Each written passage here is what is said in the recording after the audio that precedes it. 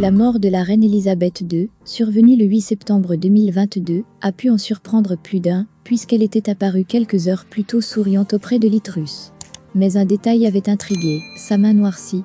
Un médecin apporte des précisions sur ce qui a pu causer son décès. La reine d'Angleterre, Elisabeth II, est morte le jeudi 8 septembre 2022 à 96 ans. Elle a poussé son dernier souffle dans son château de Balmoral, en Écosse. Quelques heures plus tôt, ses médecins avaient publié un inattendu communiqué, dans lequel ils se disaient inquiets de sa santé. Le grand public aussi s'était affolé après avoir vu sa main noircie tendue à la nouvelle première ministre, Litrus. Depuis, les fans éplorés de la monarque se posent la question, de quoi est-elle morte ?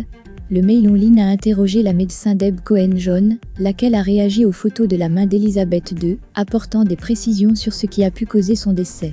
Tout porte à croire qu'il y avait une possible évidence de maladie vasculaire périphérique, MVP. C'est un trouble de la circulation sanguine qui provoque le rétrécissement, le blocage ou les spasmes des vaisseaux sanguins à l'extérieur de votre cœur et de votre cerveau. Cela peut parfois entraîner une insuffisance cardiaque. Si votre circulation périphérique est si mauvaise, les organes ne reçoivent pas un bon apport sanguin. Cela peut être le signe d'une défaillance multiviscérale, a-t-elle expliqué.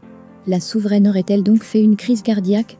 Pour l'heure, le palais de Buckingham n'a pas apporté de précision sur son décès. Elisabeth II, qui semblait également souffrir d'ostéoporose comme, en témoignait sa silhouette devenue voûtée, aurait-elle caché son état de santé déclinant ces derniers mois ? Alors que ses apparitions se faisaient de plus en plus rares, la reine portait aussi régulièrement des gants, ainsi, difficile alors de savoir si elle souffrait de maladies vasculaires périphériques depuis longtemps. Si tel était le cas, elle devait atrocement souffrir, car cela semblait assez avancé, a ajouté la médecin, après analyse des photos. Puisque la reine est morte en Écosse, c'est l'opération Licorne qui a été mise en place, un dérivé de l'opération London Bridge, qui cadre avec des règles strictes l'organisation des funérailles de la souveraine. Son corps devrait d'abord être transporté depuis Aberdeen et reposé au palais d'Holyrood, la résidence royale officielle à Édimbourg, puis devrait ensuite placer un temps au sein de la cathédrale Saint-Gilles.